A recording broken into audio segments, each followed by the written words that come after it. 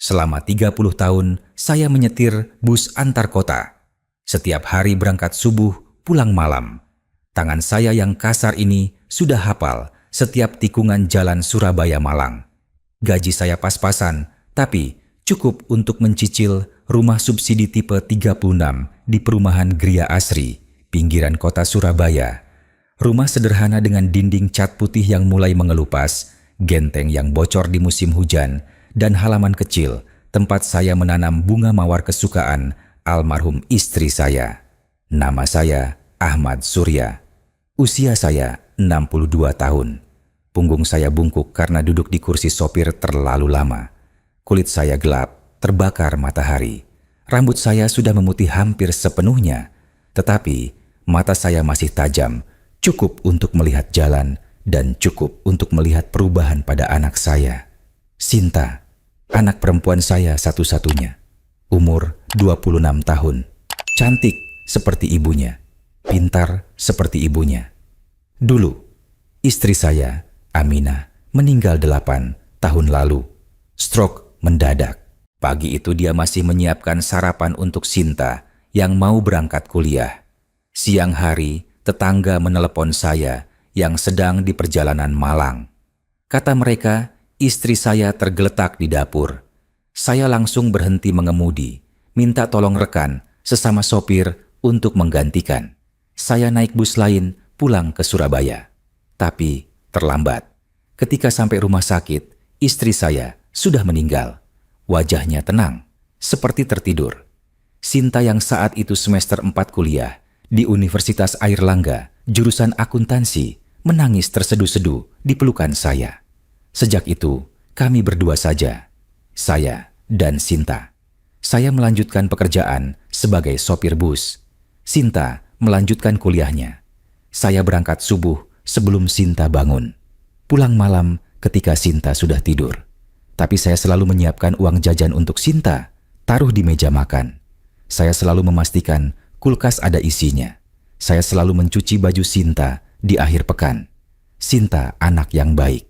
Dia kuliah sambil kerja part-time di kafe. Dia tidak pernah minta uang berlebihan. IPK-nya selalu di atas 3,5. Dia lulus tepat waktu dengan predikat cum laude. Saya menangis bahagia di wisuda Sinta. Saya yang hanya lulusan SMP punya anak sarjana. Istri, kamu pasti bangga. Setelah lulus, Sinta langsung dapat kerja di kantor akuntan publik. Gajinya 5 juta rupiah sebulan. Lumayan. Dia mulai bisa beli baju sendiri, beli handphone baru. Sesekali traktir saya makan di warteg langganan. Saya bahagia melihatnya mandiri. 2 tahun kemudian, Sinta bertemu dengan Dimas Prasetyo, anak pengusaha kontraktor di Surabaya. Umur 28 tahun. Tampan, tinggi, selalu rapi. Mobilnya Honda CR-V warna hitam mengkilap. Jam tangannya mahal, merek yang saya tidak tahu namanya.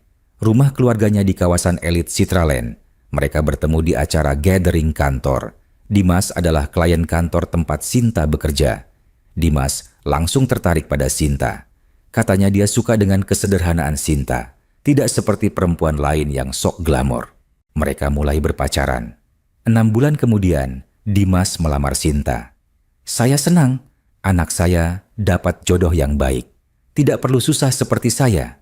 Tapi, sesuatu mulai berubah. Sinta yang dulu sederhana, mulai pakai tas branded, sepatu mahal, make up menor. Dia mulai jarang makan di rumah. Selalu bilang ada acara dengan Dimas atau calon mertuanya, Ibu Lastri, pengusaha catering besar di Surabaya, yang sering dapat orderan pernikahan pejabat. Pertama kali Dimas datang ke rumah kami, saya menyambut dengan senang hati. Saya masak soto ayam, masakan terbaik saya. Saya bersihkan rumah sampai mengkilap. Saya pasang taplak meja baru yang saya beli di pasar. Dimas duduk di sofa kami yang sudah lusuh. Matanya melihat sekeliling. Saya tahu pandangan itu. Pandangan orang yang sedang menilai. Dan kami gagal dalam penilaian itu. Rumahnya nyaman ya Pak, kata Dimas, tapi nada bicaranya tidak meyakinkan. Alhamdulillah Mas, sederhana, tapi cukup untuk kami berdua, jawab saya sambil tersenyum. Sinta terlihat tidak nyaman. Tangannya sibuk main handphone, kakinya tidak berhenti bergerak gelisah. Setelah Dimas pulang, Sinta bilang sesuatu yang menusuk. "Pak, nanti acara lamaran sama resepsi kita adakan di hotel ya. Jangan di rumah." Saya menatap Sinta diam-diam. Anak saya yang dulu bangga membawa teman-temannya ke rumah sederhana ini. "Kenapa, Nak? Kan lebih hemat kalau di rumah. Sewa tenda, undang tetangga, keluarga. Tradisi kita kan gitu." "Keluarga Dimas terbiasa dengan acara yang proper, Pak. Kalau di rumah nanti kurang bagus. Keluarga Dimas itu banyak. Mereka terbiasa dengan standar tertentu." Proper, standar. Kata-kata baru yang Sinta pelajari dari calon keluarga suaminya. Saya hanya mengangguk, tidak mau berdebat. Persiapan pernikahan dimulai. Ibu Lastri datang ke rumah kami. Pakai kebaya mahal, kalung emas tebal, tas merek yang saya lihat di etalase mall. Dia duduk di sofa kami dengan hati-hati, seperti takut kena debu. "Pak Ahmad, terima kasih sudah membesarkan Sinta dengan baik," katanya dengan senyum yang tidak sampai ke mata. "Tapi setelah menikah nanti, Sinta akan menjadi bagian dari keluarga kami. Keluarga yang alhamdulillah berkecukupan. Jadi, mohon pengertiannya kalau ada beberapa penyesuaian." Penyesuaian, kata halus untuk mengatakan keluarga kami tidak sederajat dengan mereka. Saya hanya tersenyum. "Terima kasih, Bu. Yang penting Sinta bahagia." "Oh ya, Pak. Soal resepsi, kami sudah booking hotel bintang 5. Ballroom untuk 700 tamu, budget sekitar 800 juta. Tapi, sesuai adat, keluarga mempelai wanita yang mengurus mahar, seserahan, dan beberapa dekorasi. Kira-kira 250 juta cukup ya, Pak?" 250 juta. Gaji saya sebulan 4,5 juta. Tabungan saya habis untuk biaya pengobatan istri dulu dan biaya kuliah Sinta. Saya punya tabungan tersisa 60 juta rupiah dari uang pensiunan perusahaan bas yang baru saya terima tahun lalu. "Bu, apa tidak bisa dikurangi? Maksud saya, budget kami tidak sebesar itu."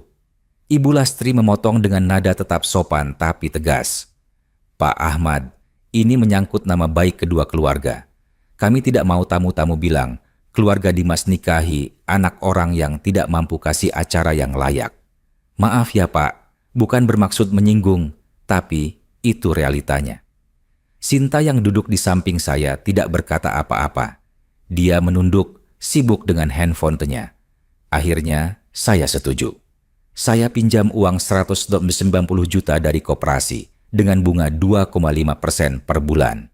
Cicilannya akan menggerus gaji saya selama 6 tahun ke depan. Hari pernikahan tiba. Hotel Grand Majapahit. Ballroom mewah dengan lampu kristal besar yang berkilauan.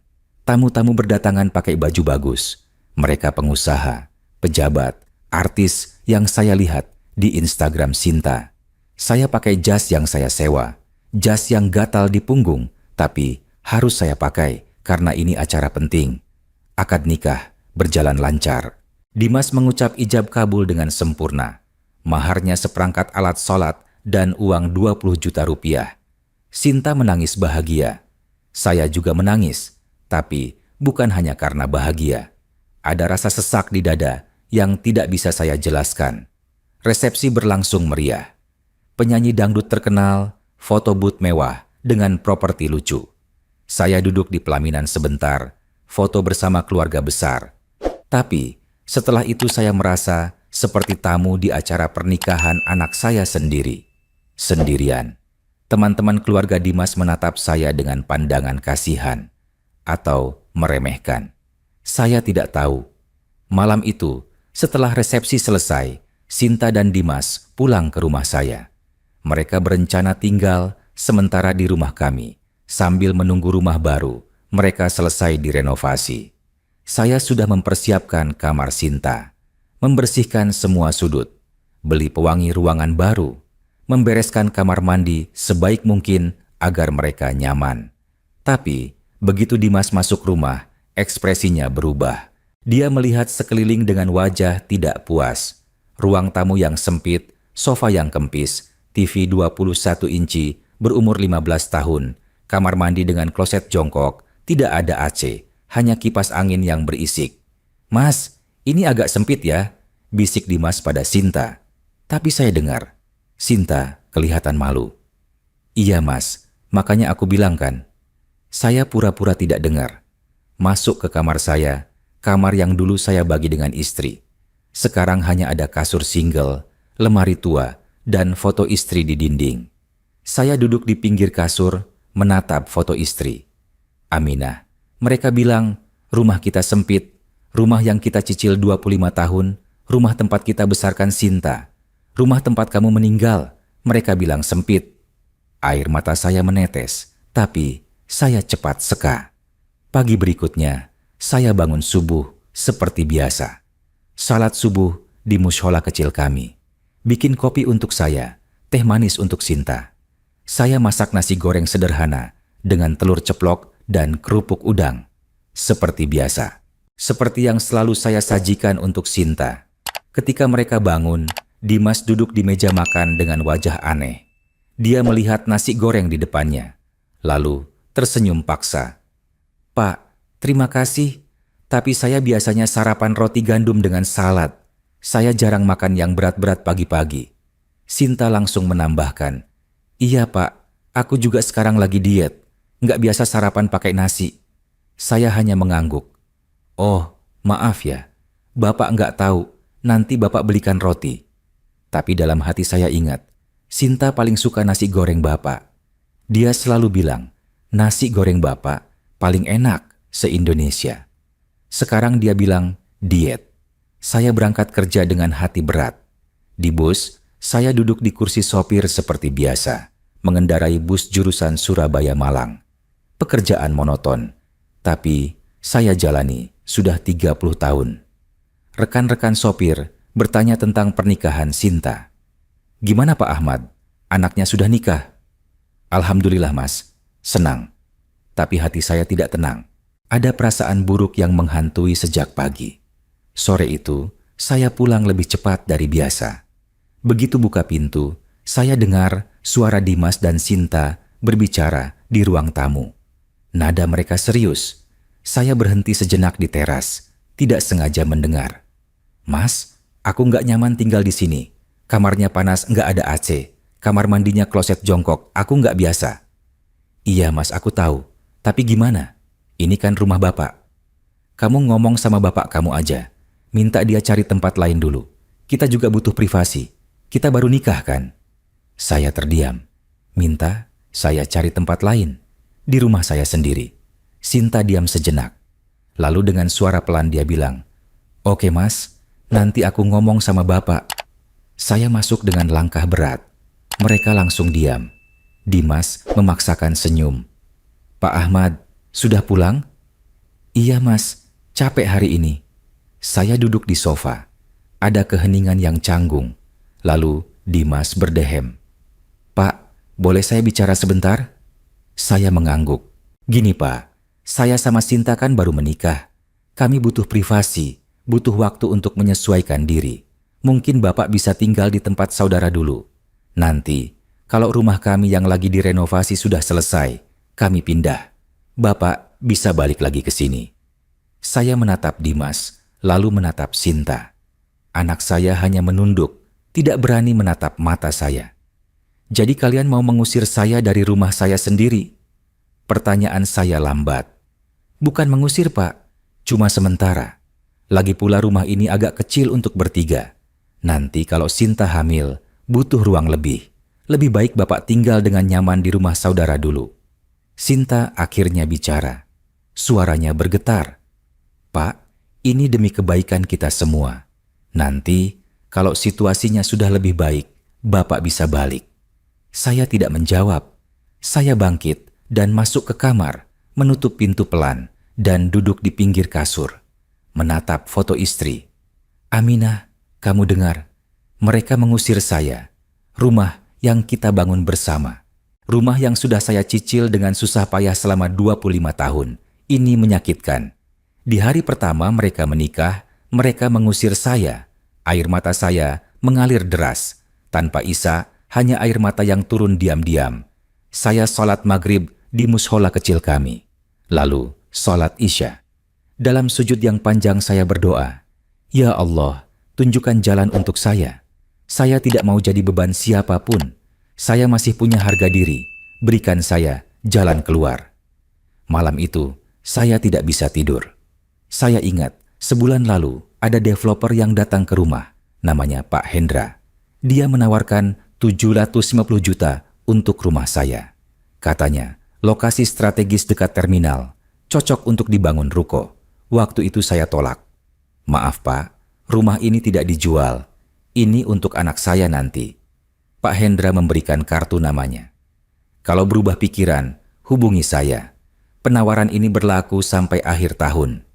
Saya simpan kartu nama itu di laci meja. Sekarang, di tengah malam yang sunyi, saya buka laci itu, menatap kartu nama itu. Angka 750 juta terasa seperti jawaban dari doa saya tadi. Tapi, apakah saya berani? Apakah saya sanggup menjual rumah ini? Rumah yang penuh kenangan. Rumah tempat saya dan istri membangun mimpi. Tempat Sinta tumbuh besar. Lalu saya ingat kata-kata Dimas tadi sore. Rumah ini terlalu kecil. Saya ingat wajah Sinta yang menunduk, tidak berani membela ayahnya sendiri. Saya ingat bagaimana mereka menatap rumah saya dengan pandangan merendahkan. Sesuatu di dalam diri saya patah. Bukan patah karena lemah, tapi patah seperti tali yang terlalu lama ditarik. Kesabaran saya ada batasnya. Saya manusia biasa. Saya bukan malaikat yang bisa menerima perlakuan apapun tanpa merasa sakit. Pagi itu, pagi kedua, setelah pernikahan Sinta, saya bangun dengan keputusan bulat. Saya salat subuh, baca Quran, minta petunjuk sekali lagi, dan hati saya terasa tenang. Saya tahu apa yang harus saya lakukan. Setelah Sinta dan Dimas bangun, saya memanggil mereka duduk di ruang tamu. "Sinta, Mas Dimas, saya sudah pikirkan permintaan kalian semalam." Mereka kelihatan lega. Mungkin mereka pikir saya akan setuju pindah. "Bapak setuju? Bapak akan pindah ke rumah adik Bapak di Malang. Tidak mau merepotkan pengantin baru, tapi butuh beberapa hari untuk packing barang." Sinta tersenyum lega. "Terima kasih Pak. Aku tahu Bapak pasti mengerti. Nanti kalau rumah kami sudah jadi, Bapak bisa datang kapan saja." Saya tersenyum tipis. "Iya nak, tapi perlu waktu untuk packing. Kalian mau bulan madu kan? Berapa hari?" "Kami ke Bali 5 hari Pak. Bapak sudah pindah pas kami pulang ya." "Insya Allah," jawab saya. Mereka senang. Mereka sibuk packing untuk bulan madu. Sinta posting di Instagram Story, "Finally honeymoon time," dengan emoji love dan pesawat. Foto mereka berdua di bandara. Senyum bahagia. Tidak ada sedikit pun rasa bersalah di wajah anak saya. Setelah mereka berangkat, rumah kembali sunyi. Kesunyian yang berbeda. Kesunyian yang menyakitkan. Saya duduk di ruang tamu, menatap foto-foto di dinding. Foto pernikahan kami, foto Sinta kecil, foto kebahagiaan yang sekarang terasa seperti ilusi. Saya ambil handphone, cari kartu nama Pak Hendra. Dengan tangan sedikit bergetar, saya tekan nomor teleponnya. "Halo, selamat siang. Dengan Pak Hendra?" "Ya, saya sendiri. Siapa ini?" "Saya Ahmad Surya. Bapak sudah pernah tawarkan rumah saya di perumahan Gria Asri 3 bulan lalu." Ada jeda sebentar. Lalu, suara Pak Hendra terdengar bersemangat. "Oh, Pak Ahmad. Iya, saya ingat. Jadi Bapak mau jual rumahnya?" "Ya Pak, saya mau jual." "Alhamdulillah. Kebetulan sekali Pak, kami masih butuh rumah di lokasi itu. Bahkan sekarang saya bisa naikkan penawaran jadi 80-50 juta kalau Bapak bisa closing minggu ini. Kami mau segera mulai proyek." 850 juta. Uang yang tidak pernah saya bayangkan akan saya pegang. Tapi ini bukan soal uang. Ini soal harga diri. Soal keputusan untuk tidak menjadi beban, untuk tidak diminta pindah dari rumah sendiri. "Baik Pak, saya setuju. Bagaimana prosesnya?" "Gampang Pak. Besok saya bawa notaris ke rumah Bapak. Kita lengkapi semua dokumen. 2 hari selesai. Uangnya cash, transfer langsung ke rekening Bapak." Saya tutup telepon dan duduk diam. Ini benar-benar akan terjadi. Saya akan menjual rumah ini. Rumah yang saya cicil 25 tahun. Rumah tempat istri saya meninggal. Rumah tempat Sinta tumbuh besar. Tapi rumah yang dia bilang terlalu kecil, terlalu sempit, tidak layak untuk mereka. Saya berjalan ke setiap sudut rumah, menyentuh dinding-dinding yang saya cat sendiri setiap tahun. Tempat mushola yang sudah saya gunakan untuk sholat bertahun-tahun. Dapur tempat saya masak untuk Sinta sejak istri meninggal. Kamar Sinta dengan boneka-boneka masa kecilnya. Maafkan saya, rumah. Bukan kamu yang tidak berharga, tapi yang menghuni tidak menghargai. Keesokan harinya, Pak Hendra datang dengan notaris. Kami duduk di ruang tamu. Proses pengecekan dokumen, sertifikat tanah, KTP, kartu keluarga, semuanya lengkap. Saya sudah lunas cicilan rumah ini 5 tahun lalu, jadi tidak ada masalah dengan bank. Pak Ahmad, yakin tidak berubah pikiran? Tanya Pak Hendra sekali lagi. Yakin, Pak. Sangat yakin. Notaris membacakan akta jual beli. Saya tanda tangan. Pak Hendra tanda tangan. Selesai. Dalam 2 jam, rumah yang sudah 25 tahun saya cicil resmi bukan milik saya lagi. Transfer ke rekening saya 850 juta, angka yang belum pernah ada di rekening saya sebelumnya. Tapi hati saya tidak senang. Hati saya sesak, sakit yang aneh, sakit yang bercampur dengan lega. Pak Hendra memberi saya 3 hari untuk mengosongkan rumah. Saya mulai packing, barang-barang penting, foto keluarga, baju, Al-Quran, perlengkapan salat, barang-barang istri yang masih saya simpan, boneka Sinta waktu kecil, rapor Sinta dari SD sampai SMA. Saya kemas semua kenangan dengan hati-hati. Barang-barang besar seperti sofa, lemari, meja makan, saya sumbangkan ke masjid untuk dipakai atau dibagikan kepada warga yang membutuhkan. Saya tidak mau bawa semua. Terlalu berat. Bukan berat secara fisik, tapi berat secara emosional. Saya pindah ke rumah adik saya, Pak Yusuf, yang tinggal di Malang. Rumahnya lebih besar dari rumah saya. Pak Yusuf dan keluarganya menerima saya dengan tangan terbuka. Pak Ahmad, kenapa jual rumah? Bukannya untuk Sinta? Cerita panjang, Yus. Nanti pelan-pelan aku cerita. Di rumah Pak Yusuf, saya dapat kamar tamu yang cukup nyaman. Tapi ini bukan rumah saya. Bukan tempat di mana saya merasa sebagai kepala keluarga. Saya tamu di sini. Tamu yang disambut baik, tapi tetap tamu. Hari keempat, bulan madu Sinta dan Dimas. Besok, mereka akan pulang. Saya sudah persiapkan semuanya, termasuk surat yang akan ditempel di pintu rumah. Surat yang saya tulis dengan tangan gemetar, tapi tekad kuat. Pagi itu, sebelum Pak Hendra mulai renovasi, saya pergi ke rumah lama untuk terakhir kalinya. Pak Hendra sudah pasang pagar besi baru. Papan besar bertuliskan, milik PT Jaya Sejahtera Properti, akan dibangun ruko, tapi pintu masih pintu lama. Pintu yang sudah ribuan kali saya buka. Saya tempelkan surat itu di pintu. Surat besar, tebal, dan jelas. Diketik pakai komputer di warnet dekat rumah Pak Yusuf. Ditempel pakai lakban yang kuat agar tidak mudah terbawa angin. Selamat datang di rumah baru kalian. Rumah ini sudah dijual 850 juta rupiah kepada PT Jaya Sejahtera Properti. Uang hasil penjualan akan saya gunakan untuk hidup sisa umur saya tanpa menjadi beban siapapun. Kalian bilang, rumah ini terlalu kecil, tidak layak, memalukan, tidak ada AC, WC jongkok, sempit. Maka, saya serahkan rumah ini kepada orang yang lebih menghargai, yaitu developer yang akan menghancurkannya dan membangun ruko. Saya cicil rumah ini 25 tahun. Gaji saya 4,5 juta. Cicilan 1,8 juta per bulan. Makan seadanya. Jarang beli baju baru. Demi anak saya punya rumah. Tapi di hari pertama pernikahan, dia mengusir saya. Diam-diam, tidak membela, dengan alasan butuh privasi.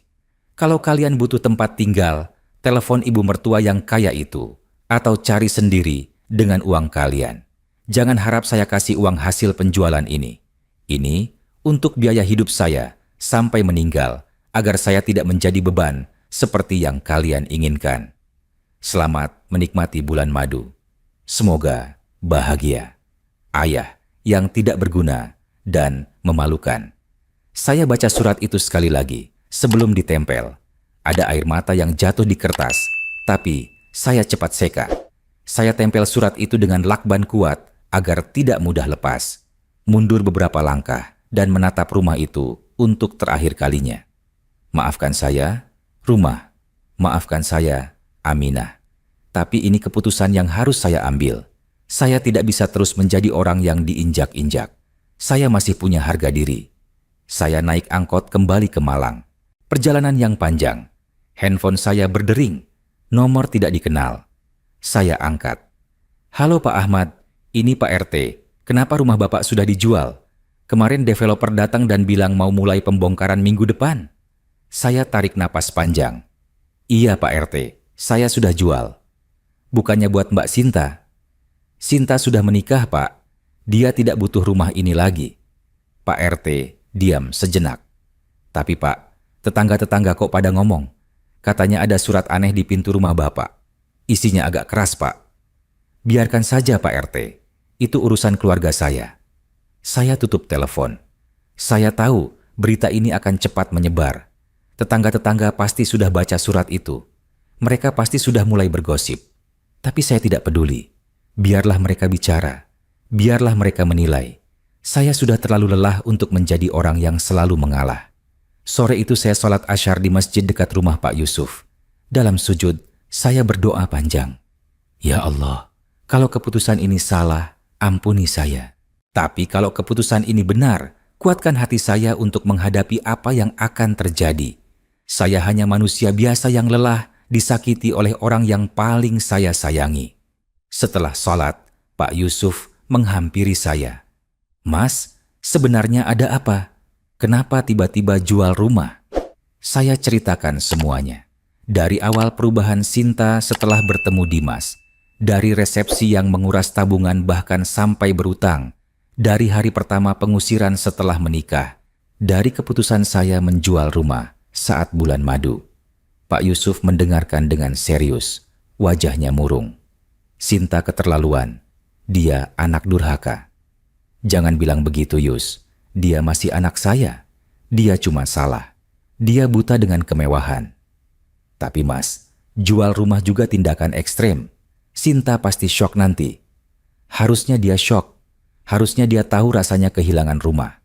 Saya kehilangan rumah karena anak saya mengusir saya sendiri.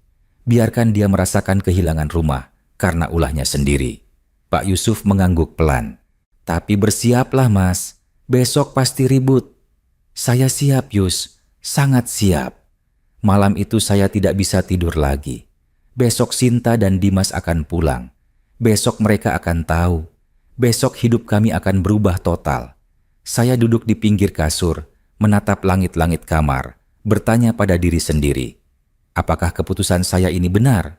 Apakah saya terlalu kejam? Tapi kemudian saya ingat lagi. Ingat wajah Sinta yang menunduk ketika Dimas minta saya pindah. Ingat bagaimana dia tidak berkata apa-apa. Tidak membela. Tidak bilang, Pak, ini rumah Bapak. Kami yang harus cari tempat lain. Tidak. Dia diam. Dan kesunyian itu lebih menyakitkan daripada kata-kata kasar sekalipun. Saya bangun dari kasur, ambil wudhu, sholat tahajud. Dalam sujud, saya menangis. Menangis untuk rumah yang hilang. Menangis untuk istri yang sudah tiada. Menangis untuk anak yang berubah. Menangis untuk diri saya sendiri yang harus mengambil keputusan sulit ini. Ya Allah, kalau ini salah, ampuni saya. Tapi saya yakin ini tidak salah. Ini pelajaran. Pelajaran untuk Sinta. Pelajaran untuk semua anak yang lupa pengorbanan orang tua. Pagi datang. Hari kepulangan Sinta dan Dimas dari Bali. Saya mandi, salat subuh, sarapan, tapi tidak nafsu makan. Hanya minum teh manis. Sambil menunggu jam 9 pagi, handphone saya berdering. Nomor Sinta. Saya menatap layar handphone. Tetap tenang. Saya tidak angkat. Belum. Biarkan dia sampai rumah dulu. Biarkan dia baca surat dulu. 5 menit kemudian, telepon berdering lagi. Masih Sinta. Saya masih tidak angkat. Kemudian pesan masuk di WhatsApp. Puluhan pesan dalam sekejap. "Pak, ini apa? Rumah kita kok dijual?" "Bapak di mana? Angkat telepon." "Pak, tolong jelasin." Lalu telepon dari Pak Yusuf. Saya angkat. "Mas, Sinta telepon ke sini. Nangis, nanya Mas di mana." "Sudah saya bilang Mas di sini. Dia bilang mau ke sini sekarang." "Biarkan dia datang. Saya sudah siap." Saya duduk di teras rumah Pak Yusuf. Menunggu. Jantung saya berdebar. Ini pertama kalinya saya akan berhadapan langsung dengan Sinta setelah keputusan besar ini. Saya tidak tahu reaksinya seperti apa, tapi saya harus kuat. Saya tidak boleh lemah. Setengah jam kemudian, mobil Honda CR-V hitam berhenti di depan rumah Pak Yusuf. Sinta turun dengan cepat, wajahnya merah, mata bengkak, kelihatan habis menangis. Dimas juga turun, wajahnya tegang. Sinta berlari ke arah saya. "Pak, kenapa Bapak jual rumah? Itu rumah kita." Saya berdiri, menatap matanya. Mata yang sama seperti ibunya. Tapi sekarang, mata itu penuh amarah dan kebingungan. "Rumah kita? Kamu bilang rumah itu terlalu kecil, memalukan, tidak layak untuk suamimu. Jadi, saya jual. Tapi itu tetap rumah kita. Rumah ibu, rumah kenangan kita." "Kenangan?" Suara saya naik sedikit. "Kamu ingat kenangan itu ketika kamu diam saja waktu suamimu minta saya pindah? Ketika kamu tidak membela ayahmu sendiri? Ketika kamu lebih pilih privasi daripada menghormati orang tua?" Sinta menangis deras. Dimas melangkah maju. "Pak Ahmad, ini terlalu berlebihan. Rumah itu harusnya untuk Sinta." Saya menatap Dimas tajam. "Tapi Mas Dimas, rumah itu milik saya. Saya cicil 25 tahun dari gaji pas-pasan. Bukan warisan, bukan pemberian. Saya bangun dan saya jual. Itu hak saya." "Tapi Pak, Sinta kan anak Bapak. Anak yang langsung mengusir ayahnya di hari pertama pernikahan. Anak yang diam saja tidak membela.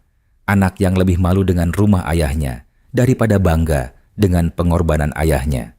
Sinta jatuh berlutut, terisak. "Pak, maafkan Sinta. Sinta salah. Sinta khilaf." Saya menatapnya. Hati saya sakit melihatnya menangis. Tapi saya harus tegas. "Sinta, Bapak tidak akan kembalikan rumah itu. Sudah terlambat. Rumah sudah milik developer. Minggu depan akan dibongkar.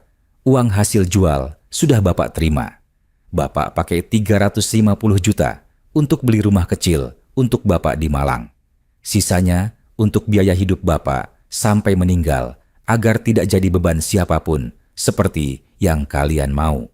Tapi Pak, Sinta sekarang tidak punya rumah. Kamu punya suami pengusaha, keluarganya kaya. Ibu mertuamu yang bilang keluarganya terhormat dan cukup, minta tolong sama mereka.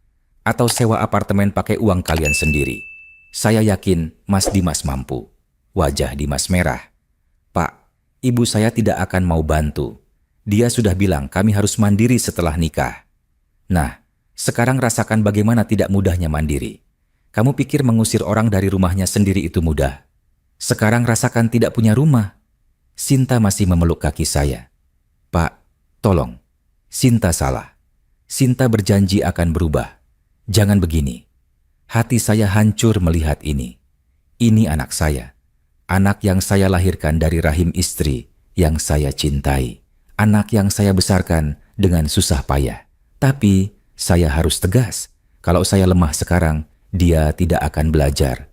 Saya angkat Sinta, perlahan, mengangkat dagunya agar bisa menatap mata saya. Air mata saya juga mulai berat. "Sinta, Bapak tidak bilang kamu jahat. Kamu cuma salah. Terbuta oleh dunia baru yang kamu masuki. Dunia Mas Dimas yang penuh kemewahan, sampai kamu lupa dari mana kamu berasal. Lupa rumah sederhana yang menjadi saksi perjuangan kita. Maafkan Sinta, Pak. Maafkan Sinta. Tapi Bapak tidak akan batalkan keputusan Bapak. Rumah sudah dijual, uang sudah diterima. Ini pelajaran untuk kamu, Sinta. Pelajaran yang mahal, tapi pelajaran yang harus kamu pelajari." Dimas akhirnya bicara lagi. "Pak Ahmad, boleh Bapak tahu rumah yang Bapak beli di mana?" "Malang. Rumah kecil tipe 30 dekat pesantren. Sederhana. Cukup untuk Bapak hidup sendiri." "Bapak akan tinggal sendiri di sana?" "Iya. Tenang saja. Bapak masih sehat. masih bisa rawat diri sendiri. Bapak juga sudah ajukan pensiun dini dari perusahaan bus. Dapat uang pesangon 100 juta. Jadi Bapak punya cukup uang untuk hidup sampai tua. Sinta menatap saya dengan tatapan tidak percaya. Pak, Bapak pensiun? Kenapa tidak bilang? Untuk apa Bapak bilang? Kamu sibuk dengan hidup baru kamu. Kamu sudah punya suami, punya keluarga baru. Bapak tidak mau merepotkan. Pak, jangan bilang begitu. Sinta tetap anak Bapak. Iya, kamu tetap anak Bapak. Dan Bapak masih sayang kamu. Tapi kamu juga harus jaga harga diri. Bapak tidak mau jadi ayah yang merepotkan anak. Lebih baik Bapak atur hidup sendiri. Pak Yusuf yang selama ini diam akhirnya bicara. Sinta Mas Dimas, Mas Ahmad sudah ambil keputusan. Keputusan yang berat tapi yang dia rasa harus diambil. Sebagai keluarga, kita harus menghormati. Yang bisa kalian lakukan sekarang adalah buktikan kalian bisa mandiri. Buktikan kalian bisa hidup tanpa tergantung orang tua. Dimas mengangguk pelan. Baik Om, kami mengerti. Sinta masih menangis, tapi tangisnya sudah berkurang. Dia menatap saya dengan tatapan sulit dijelaskan. Campur antara sedih, menyesal, dan takut kehilangan. Pak, Sinta masih boleh ketemu Bapak. Saya tersenyum tipis. Tentu saja bisa. Kamu bukan orang jahat, Sinta. Bapak cuma mau kamu belajar. Pintu rumah Bapak selalu terbuka untuk kamu. Tapi kamu datang sebagai anak yang berbakti. Bukan datang minta uang. Datang sebagai anak yang menghormati orang tua. Sinta mengangguk cepat. Iya Pak, Sinta janji. Sinta akan jadi anak yang lebih baik. Mereka pamit sore itu. Sebelum pergi, Sinta memeluk saya erat. Dia menangis di pelukan saya. Saya usap rambutnya pelan seperti dulu, waktu dia kecil dan menangis karena jatuh dari sepeda. Bapak akan selalu sayang Sinta, tapi kamu juga harus sayang diri sendiri, Bapak sendiri. Setelah mereka pergi, saya duduk di teras rumah Pak Yusuf menatap langit sore yang mulai berwarna jingga. Hati saya campur aduk, lega karena sudah bicara langsung dengan Sinta, tapi juga sedih karena harus ambil keputusan sekeras ini. Pak, yakin keputusan Mas sudah benar? Tanya Pak Yusuf sambil duduk di samping saya. Saya tidak tahu Yus, tapi saya rasa ini yang harus saya lakukan agar Sinta belajar menghargai pengorbanan, menghargai orang tua.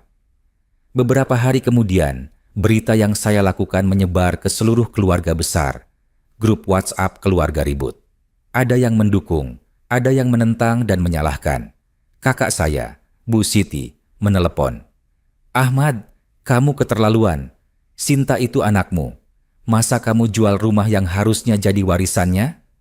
Kakak tahu Sinta mengusir saya di hari pertama pernikahan. Iya, saya dengar. Tapi kan kamu orang tuanya. Harusnya lebih dewasa. Mengalah. Saya sudah mengalah seumur hidup, Kak. Mengalah untuk istri yang sakit. Mengalah untuk biaya sekolah Sinta. Mengalah untuk resepsi mewah sampai berutang. Sekarang giliran Sinta yang belajar mengalah. Bu Siti diam. Lalu dengan nada lebih lembut dia bilang, ya sudahlah, jalani hidup kamu. Tapi jangan putus hubungan dengan Sinta. Saya tidak putus, Kak. Saya cuma kasih pelajaran. Sepupu-sepupu saya juga ada yang kirim pesan pribadi. Kebanyakan mendukung keputusan saya. Mereka bilang, Sinta memang keterlaluan. Hari pertama nikah, mengusir ayah sendiri sudah di luar batas. Tapi ada juga yang bilang, saya terlalu radikal. Seharusnya diberi peringatan dulu. Seharusnya diajak bicara baik-baik sebelum jual rumah. Saya tidak menjawab semua pesan itu. Saya lelah berdebat. Saya sudah ambil keputusan dan saya harus konsisten dengan keputusan itu. Yang mengejutkan adalah reaksi tetangga-tetangga lama di perumahan Gria Asri. Pak RT menelepon lagi. Pak Ahmad, saya mau bilang bahwa beberapa tetangga di sini sepenuhnya mendukung keputusan Bapak. Benarkah, Pak? Iya, kami semua kenal Pak Ahmad, orang baik. Kami lihat sendiri dulu Pak Ahmad merawat istri yang sakit. Kami lihat Pak Ahmad besarkan Sinta sendirian. Kerja keras tidak pernah mengeluh. Jadi pas dengar Sinta mengusir bapak di hari pertama nikah, kami semua kaget. Ibu-ibu pengajian di sini pada bilang itu anak tidak tahu berterima kasih. Saya terharu mendengarnya. Terima kasih Pak RT, terima kasih, sudah mengerti. Iya Pak, anak zaman sekarang perlu pelajaran. Kalau tidak, mereka pikir orang tua tidak ada harganya. Setelah telepon dengan Pak RT, saya merasa sedikit lega. Setidaknya ada orang yang mengerti posisi saya, yang tidak menganggap saya ayah kejam. Beberapa minggu setelah konfrontasi itu, saya pindah ke Malang. Rumahnya tipe 30. 2 kamar tidur, 1 kamar mandi, ruang tamu kecil, dapur sederhana. Tapi untuk saya, sudah cukup. Tinggal sendiri, lokasinya tenang, dekat pesantren. Setiap pagi terdengar suara anak-anak mengaji. Udaranya sejuk, tetangganya ramah. Kebanyakan orang tua seperti saya, saling sapa setiap pagi. Saya mulai rutinitas baru. Bangun subuh, salat, ngaji, sarapan sederhana. Lalu jalan pagi keliling kompleks. Siang merawat taman kecil di halaman. Tanam cabai, tomat, bayam, salat asyar di mushola kompleks, ngobrol dengan Pak RT dan bapak-bapak lain. Malam salat maghrib dan isya, nonton TV sebentar, lalu tidur. Hidup sederhana dan tentram, tidak ada drama, tidak ada sakit hati. Saya mulai merasa damai, tapi tentu saya rindu Sinta. Setiap malam sebelum tidur, saya doakan dia. Ya Allah, jaga anak saya, bimbing dia ke jalan yang benar. Semoga dia bahagia dengan suaminya. Sebulan setelah saya pindah ke Malang, Sinta menelepon. Suaranya berbeda, lebih dewasa, lebih rapuh. Pak, Sinta boleh datang berkunjung? Boleh. Kapan? Besok, Sinta mau ketemu Bapak. Baik, Bapak tunggu. Keesokan harinya, Sinta datang sendiri dari Surabaya ke Malang. Dia tidak pakai baju branded lagi, pakai celana jeans dan kaos biasa. Rambutnya diikat ekor kuda sederhana. Wajahnya pucat, matanya bengkak kelihatan kurang tidur. Saya sambut dia di depan rumah. Dia memeluk saya erat, menangis, tidak bilang apa-apa, hanya menangis. Sudah, masuk dulu. Bapak buatkan teh. Kami duduk di ruang tamu. Saya buatkan teh manis hangat untuknya. Sinta minum sambil sesekali terisak. Pak, hidup Sinta berantakan. Saya diam, menunggu dia lanjutkan. Mas Dimas terus marah sama Sinta. Dia bilang gara-gara Sinta kita tidak punya rumah. Kami sekarang ngontrak rumah kecil tipe 25. Lebih kecil dari rumah bapak dulu yang Sinta bilang sempit. Ironis, Pak. Mas Dimas kerja kan? Kerja tapi usahanya lagi lesu. Penghasilannya tidak sebesar dulu. Kami harus hidup hemat. Sinta juga harus cari kerja. Tapi susah, Pak. S1 akuntansi, tapi tidak ada pengalaman. Perusahaan minta pengalaman minimal 2 tahun. Saya mendengarkan dengan perasaan campur aduk. Di satu sisi sedih melihat anak saya kesusahan. Di sisi lain, ini pelajaran yang dia harus pelajari. Pak, Sinta baru sekarang sadar betapa beratnya dulu. Cicil rumah 25 tahun dengan gaji pas-pasan. Besarkan Sinta sendirian. Bayar kuliah Sinta sampai sarjana. Semua itu berat, Pak. Saya tersenyum tipis. Sangat berat, Nak. Tapi kamu jalani dengan tulus karena untuk kamu. Maafkan Sinta, Pak. Sinta baru ngerti sekarang. Sinta dulu egois, tidak pernah mikir susahnya Bapak. Sekarang kamu sudah tahu, itu yang penting. Sinta menangis lagi. Kali ini air matanya adalah air mata lega. Seperti beban berat sudah diangkat dari bahunya. Pak, Sinta boleh lebih sering datang ke sini. Sinta kangen masakan Bapak. Sinta kangen ngobrol sama Bapak. Tentu boleh. Ini rumah kecil, tapi pintu selalu terbuka untuk kamu. Sinta tersenyum. Senyum tulus. Senyum yang sudah lama tidak saya lihat di wajahnya. Hari itu kami menghabiskan waktu bersama. Saya masak nasi goreng kesukaan Sinta. Dia makan dengan lahap. Bilang, ini yang paling enak yang pernah dia makan setelah sebulan terakhir. Kami ngobrol banyak hal. Tentang hidupnya sekarang, tentang usahanya mencari kerja, tentang hubungannya dengan Dimas yang mulai membaik setelah mereka sama-sama belajar hidup sederhana. Mas Dimas sekarang lebih menghargai Sinta, Pak. Dia bilang dia baru sadar cinta bukan tentang rumah mewah atau uang banyak. Cinta tentang saling mendukung di saat susah. Saya senang mendengarnya. Artinya, Dimas juga ikut belajar. Sore itu sebelum Sinta pulang, dia memeluk saya lagi. Pak, terima kasih sudah kasih pelajaran berharga untuk Sinta. Pelajaran mahal, tapi pelajaran yang Sinta butuhkan. Bapak tidak mau menyakiti kamu, Nak. Bapak cuma mau kamu belajar menghargai. Sinta sekarang ngerti, dan Sinta berjanji akan jadi anak yang lebih baik. Anak yang berbakti. Anak yang tidak lupa akar. Saya cium keningnya. Itu yang Bapak mau dengar. Beberapa bulan berlalu. Sinta sering berkunjung. Kadang seminggu sekali, kadang 2 minggu sekali. Dia selalu bawa oleh-oleh sederhana. Buah, kue, atau sayuran. Bukan yang mahal, tapi bermakna. Dimas juga ikut beberapa kali. Dia langsung minta maaf pada saya. Bilang, dia dulu kurang ajar, tidak menghormati mertua. Sekarang dia berubah, jadi lebih sopan, lebih rendah hati. Suatu hari, Sinta datang dengan berita bahagia. Pak, Sinta dapat kerja. Alhamdulillah. Di mana? Di kantor konsultan pajak. Gaji 5 juta per bulan. Tidak besar, tapi cukup untuk bantu Mas Dimas. Saya bangga. Sinta yang dulu tidak pernah kerja sekarang mau bekerja dan berkontribusi untuk keluarganya. Pak, Sinta hamil. Saya diam, lalu tersenyum lebar. Alhamdulillah, selamat Nak. Sinta menangis bahagia. Sinta mau anak Sinta nanti kenal bapak. Kenal kakek yang luar biasa, yang mengajarkan arti perjuangan dan harga diri. Saya terharu, sangat terharu. Bapak akan jadi kakek yang baik, insya Allah. Setahun kemudian, cucu saya lahir, laki-laki. Sinta menamainya Ahmad Surya Junior, nama lengkap saya. Itu kejutan paling membahagiakan. Pak, Sinta mau anak Sinta punya nama bapak, biar dia selalu ingat kakeknya yang pejuang sejati, yang mengajarkan arti menghargai dan harga diri. Saya menggendong cucu saya yang baru lahir. Wajahnya mirip Sinta waktu kecil. Matanya bulat, pipinya cabi. Hati saya dipenuhi rasa syukur.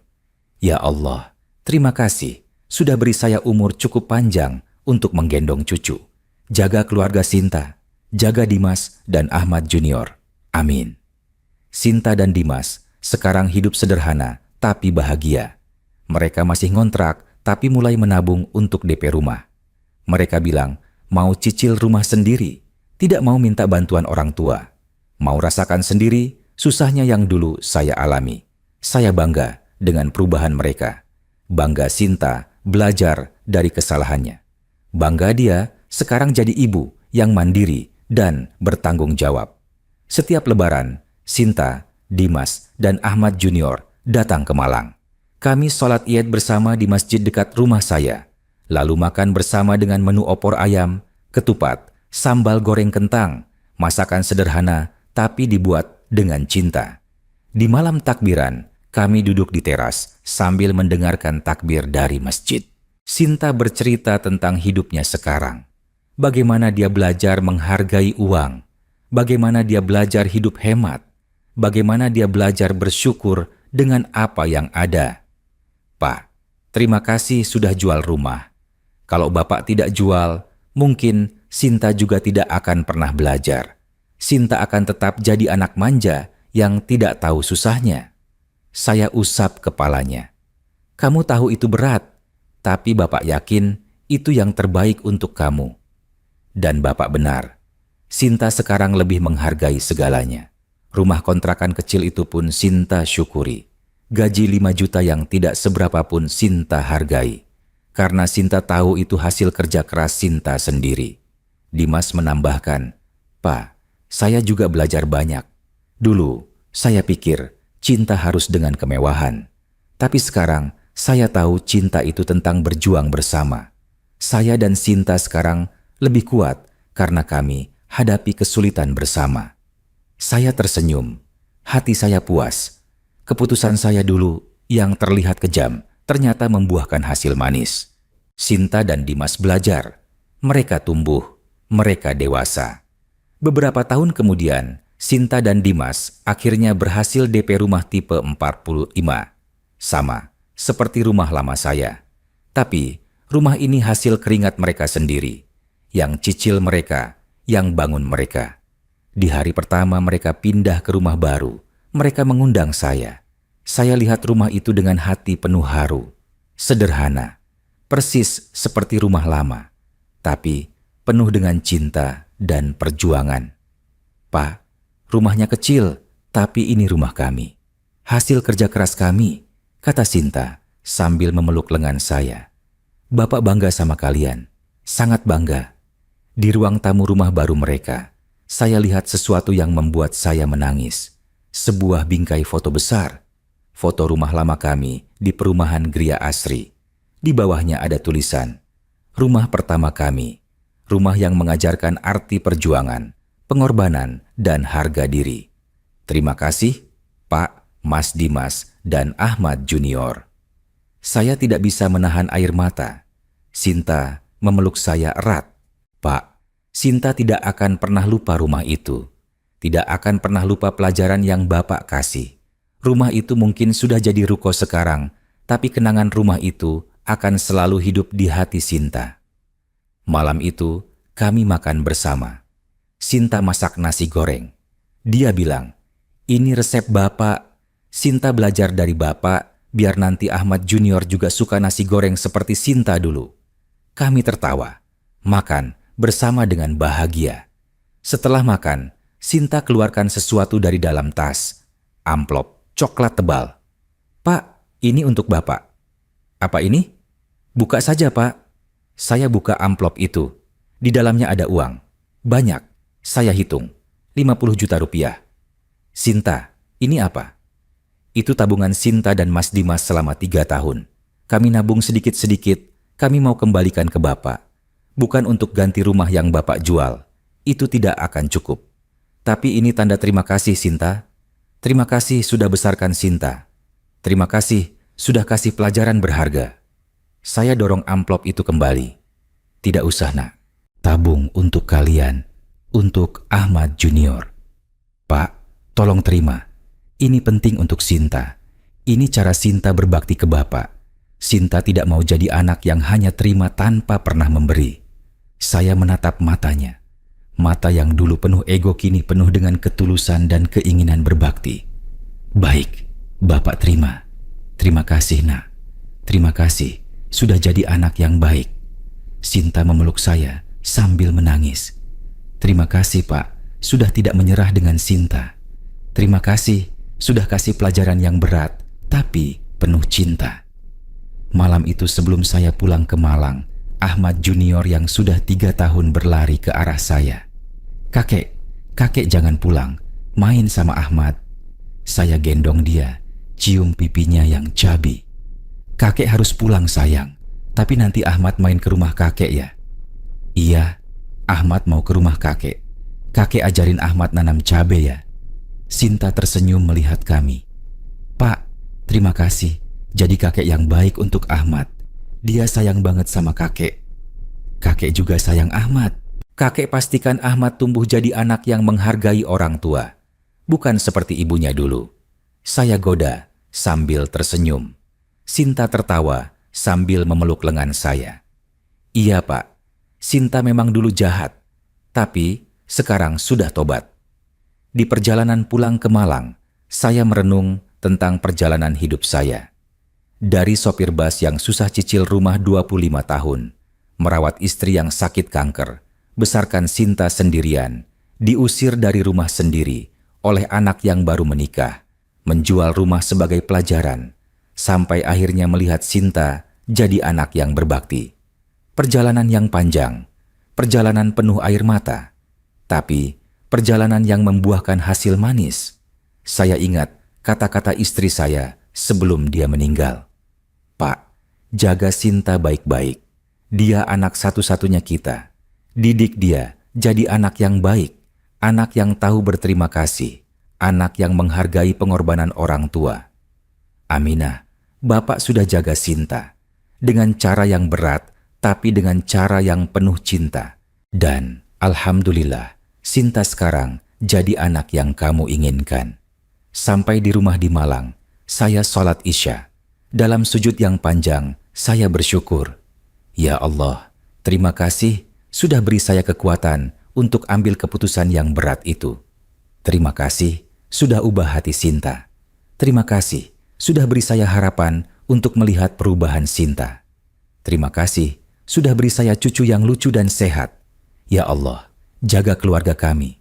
Jaga Sinta, Dimas, dan Ahmad Junior. Amin. Hidup saya sekarang tenang, sederhana, tapi penuh kebahagiaan. Saya tinggal di rumah kecil di Malang. Punya uang cukup untuk hidup sampai tua. Punya anak yang berbakti. Punya cucu yang sayang kakek. Apalagi yang saya butuhkan? Semua orang yang dengar cerita saya punya pendapat berbeda. Ada yang bilang, saya terlalu keras. Ada yang bilang, saya benar. Tapi untuk saya, yang penting adalah hasilnya. Dan hasilnya adalah Sinta belajar. Sinta berubah. Sinta sekarang mengerti arti pengorbanan dan harga diri. Apakah keputusan saya menjual rumah itu benar atau salah? Saya tidak tahu. Mungkin ada cara yang lebih lembut. Tapi dalam situasi itu, dengan emosi yang terluka, dengan harga diri yang diinjak-injak, saya rasa itu satu-satunya cara untuk mengajarkan Sinta. Dan saya tidak menyesal, karena pada akhirnya saya tidak kehilangan Sinta. Saya malah dapat Sinta yang baru, Sinta yang lebih dewasa, Sinta yang lebih menghargai, Sinta yang lebih berbakti. Rumah bisa hilang, uang bisa habis. Tapi pelajaran yang saya pelajari, pelajaran yang Sinta pelajari, itu akan bertahan selamanya. Untuk semua orang tua di luar sana yang merasa tidak dihargai oleh anak-anak mereka, saya mau bilang, jangan takut untuk mempertahankan prinsip kalian. Jangan takut untuk mengajarkan anak tentang harga diri dan penghargaan. Kadang pelajaran yang paling berharga datang dari keputusan yang paling sulit. Untuk semua anak di luar sana, saya mau bilang, orang tua kalian sudah berjuang lebih dari yang kalian tahu. Mereka sudah berkorban lebih dari yang kalian lihat. Jangan sampai kalian menyesal setelah mereka pergi. Jangan tunggu sampai kalian sadar setelah terlambat. Hidup saya mungkin tidak sempurna, tapi hidup saya punya makna. Karena saya punya prinsip, karena saya berani membela diri sendiri, dan karena saya berhasil mengajarkan anak saya pelajaran yang dia tidak akan pernah lupa. Saya ayah yang sempurna? Tidak. Saya ayah biasa dengan keputusan yang kontroversial. Tapi saya ayah yang cukup sayang anaknya untuk mengajarkannya pelajaran yang berat tapi perlu. Dan pada akhirnya, cinta yang menang, cinta yang tegas, cinta yang berani, cinta yang mengajar. Ini cerita saya, cerita tentang rumah yang dijual, cerita tentang pelajaran yang diberikan, cerita tentang anak yang belajar, dan cerita tentang ayah yang memilih harga diri daripada diinjak-injak. Selamat datang di rumah baru kalian, jalanan. Tapi pada akhirnya kalian menemukan jalan kalian sendiri. Jalan yang lebih baik. Jalan yang dibangun dengan keringat dan usaha sendiri. Dan saya bangga, sangat bangga.